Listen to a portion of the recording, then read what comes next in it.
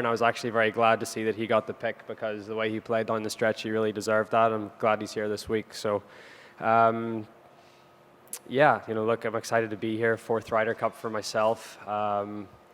Never experienced a loss before, and obviously that's the goal this week again, is to take that cup home. Maybe you could talk about your relationship with your captain, and is there any difference for you playing for a captain from Northern Ireland as opposed to Jose Maria, or is that different for you? Yeah, I mean, I've been very fortunate. I think everyone in Europe has been very fortunate to play under some great captains, but especially the last two, Paul McGinley and Glenn Eagles, I felt was the best captain that I'd ever played under. And I had a very special relationship with Paul, and again with Darren. I mean, I've known Darren. I met Darren for the first time on my 10th birthday at Portrush, on the practice range at Royal Portrush Golf Club, and we've known each other obviously ever since. And I was part of his foundation to try and nurture the talent in Ireland, and try to help them come through. So, my relationship goes back a long way with Darren, and it's very special for me this week. I think it's special for both of us that, he is now a Ryder Cup captain, and I'm a player under him, and I've always wanted to win for the captain, but probably even more so this year, just because of Darren and the relationship that we have. Neat. Okay, let's hit the floor here with some questions. Please raise your hands.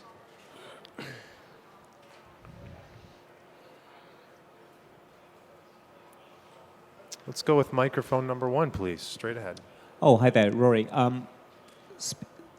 When you get on that first tee, I'm looking at special Ryder Cup moments. When you get on that first tee, can you give us a picture of the adrenaline, of the buzz, of just how frenetic and how pumped up players like you get?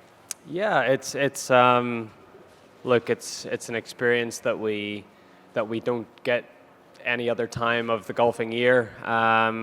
We sort of wait once every 2 years for a moment like that, where you get on the first tee, and it's going to be a little bit different than last time. It's going to be a sea of red out there, and we're obviously the away team, the underdogs. So it'll be a little bit of a different vibe for us, but at the same time, it's a great rush. It's for me, being over that first tee shot on Friday morning, everything that goes on around you, everything when you're over that ball becomes so quiet, and you can hear a pin drop, and I mean, from then you just have to clear your mind and focus on what you're here to do, which is to play golf and hopefully play great golf to help your team win.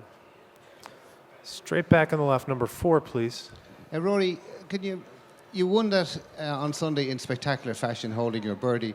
I just wondered how important the Irish Open win was to your season, your confidence, as particularly the way you did it with the 2 great wood shots at 16 and 18 at yeah, Liam, to be honest, I said this after my win on Sunday, that when I've been able to get myself in those positions, I've been able to produce my best golf when I've needed it the most. Going back to the Irish Open and the 2 fairway wood shots on Sunday, I had a great battle with Russell Knox there. The way I played in Boston when I had a chance to win, and obviously the way I played on Sunday. So I think this, if anything, the struggle for me this year has just been trying to get myself in those positions to let my game sort of flourish and do what it needed to do. So I don't really have that problem this week. You're in that position from the first tee, so hopefully I can continue to play the way I've been playing and produce quality shots under pressure like you need to in a Ryder Cup. And as I said, I mean, that's all I'm focused on this week, is just trying to play the best possible golf that I can and win the most points, and ultimately that'll help the team do what we want to achieve. Let's go 3, then 1, and we'll get some of the front here. Rory, let's go back to your 10th birthday. Do you remember Darren saying anything to you in particular, and what did you get for your birthday, or was that your present? That was my birthday present, to play at Royal Portrush. We actually played the Valley course next to it. My dad took me up there for my birthday, and remember I got a new wedge. I got a new like at a time it was like the Cleveland Rusty wedge. That was the big thing, and I remember that's what I got. So I was chipping around the chipping green, and that's where Darren was, and he was with a good amateur player from back then, Paddy Gribben. And I mean, I was just in awe. I mean, my 10th birthday, it wasn't getting any better anyway, and then all of a sudden I meet Darren Clarke, and he just won the match play earlier that year against Tiger, and or was it? Yeah, no, maybe it was. Yeah, it was something like that. Anyway, he'd been on a great run and was like top 10 player in the world. And first time to meet him, it was a great birthday for me. And I remember him saying to me, I was chipping around the practice screen, and he was doing the same thing. And he just said to me, if you practice, practice, practice, and that's always been his motto. I mean, I think that's one of the things that has been underestimated about Darren throughout the years is how much of a practicer he was and how much hard work he did put into it. So. That day has always stuck with me, and even this week, all those memories come sort of rushing back of the times that we've spent together, from Portrush down to Portmarnock, where he held his foundation weekend every year, and here we are, in the biggest stage of the game, and I'm able to play under him as a Ryder Cup captain, and I'm very much looking forward to that. Straight back number 1. Rory, hey Rory. Obviously, going into your first Ryder Cup, you had a sense of what it was going to be like. You hear about it, you've watched it and everything. But did your perception change after actually playing in it compared to what you thought it would be like? And also, can you compare it all, any Ryder Cup moments to coming down the stretch in your major wins? Yeah, I think I underestimated what it was going to be like. I made a couple of comments before the 2010 Ryder Cup that seem very stupid now. But yeah, I had no idea. I'd been to Ryder Cups before. I'd played in the Junior Ryder Cup. I was at the Ryder Cup at Oakland Hills in 2004. I was at the Ryder Cup in 2006 at the K Club. Like, I was there. Like, I thought I knew what it was like.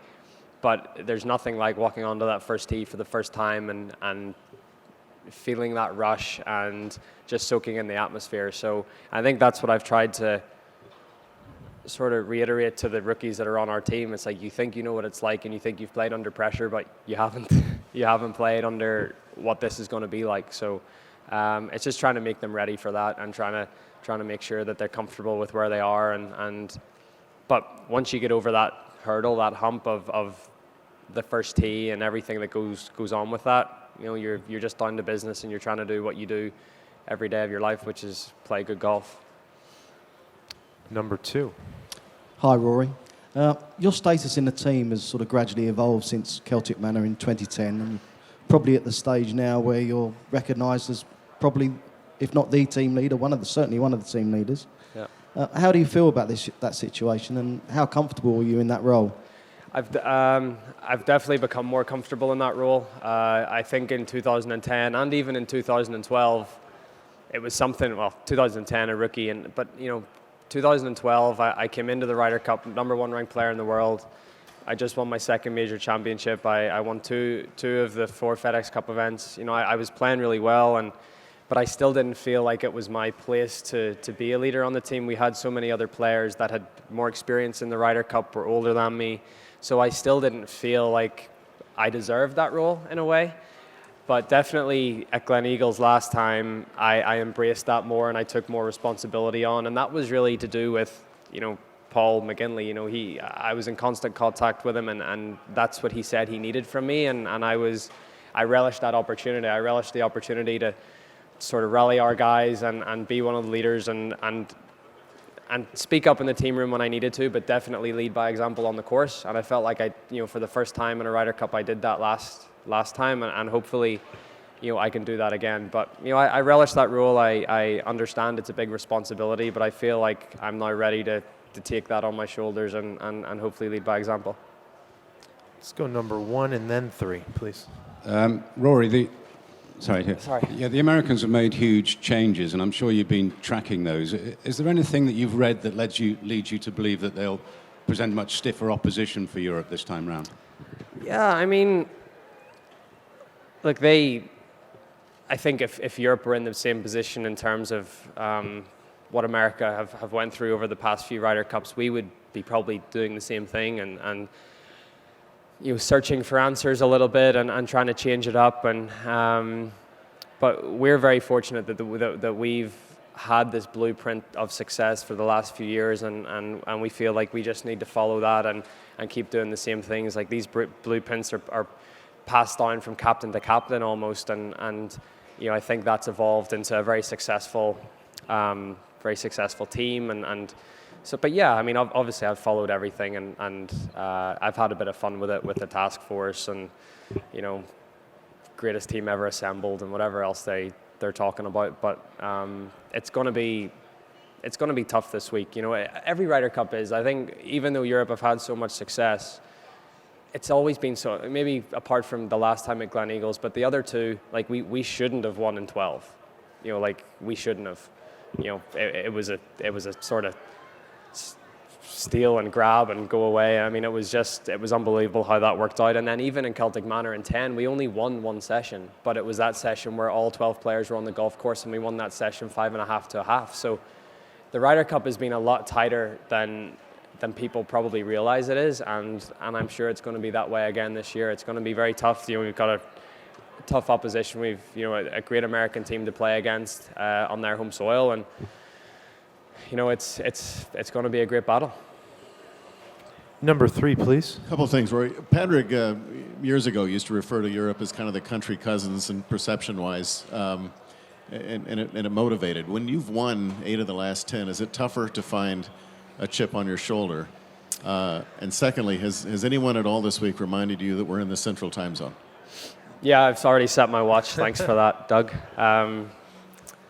So I don't think it's hard for us to find motivation, because anywhere you look, whether it be the sea of red you see on the golf course or the comments that are made in the media by the US team or the US captain, that gives us so much motivation already. I mean, whenever we're going up against one of the greatest teams ever assembled, that's motivation enough just to say, well, how good a victory would this be if we go out and beat these guys on their home soil that, look, they are a very, very strong team, but at the same time, we have so many strong players. And if you look at worldwide wins this year, Europe have 12, America have 9. So our team is good. Our team is more than ready to handle the occasion, to handle what we need to do. And if you look at, as a whole, Ryder Cup appearances, I know we've got Lee with his 7th or 8th Ryder Cup or whatever, but we've got just as much experience on our team as they do. So, I think the big thing for us is we're playing away from home, and it's just a matter of battling that 13th man and trying to keep the crowd as quiet as we possibly can. Let's go number 1, and then we need to get a mic in the front here. Yeah, Number Rory, 1 first, please. Take what you said about Ryan Moore getting that last pick, but are you and the European team surprised and even pleased that the world number 7 isn't in their team this week? Yeah, I mean, look, it's tough. I mean, it's so tough to leave someone like that off the team, but Bubba has shown that he wants to be a part of it, and obviously he was brought in as an official vice captain. So, I mean, he could still, even though he's not hitting any shots on the golf course, he could still add something to the team. He could still bring something to the team room. And I know Bubba, is his own man, but, he still gets on with quite a lot of the American team. And, if he wants to be around, I feel it can only benefit them in some way. I mean, if he's really in that much into it, it's tough. I mean, if he's he's the second. I'm looking at the things here. He's the second or third ranked, fourth ranked maybe. But yeah, like if you go on world rankings, he would have definitely made the team. But you go on form, and he hasn't quite shown what he needed to over the past few weeks to get on the team. And you have someone like Ryan Moore who's played so well over the past sort of 4 to 6 weeks, and he showed all he needed to show on Sunday to prove that he was worthy of that final pick. So. But I think Bubba being here will definitely, it definitely won't hinder them in any way, I feel. Can we stick with mic number 1 for Mark, please? He's been waiting patiently. Thank you. Hey, Rory. You talked a minute ago. There's been some tweaking of the U.S. team, obviously with the task force and whatnot. You addressed that a little bit. They're obviously searching for answers and whatnot. Do you can't relate to it because you're 3-0, but do you believe in a psychological edge, even though you're on foreign soil, because of what you get? I mean, if you put yourself in their place, as they're searching to try to find the answers. Yeah. look, we both want it so badly, I think, but I think there comes a point where